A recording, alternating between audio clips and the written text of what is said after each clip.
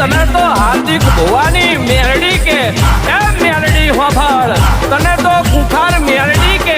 આઈ મારી કુખાર મેરડી આઈ વાડી ઉભી રહું ને કોઈ ના કોઠું હો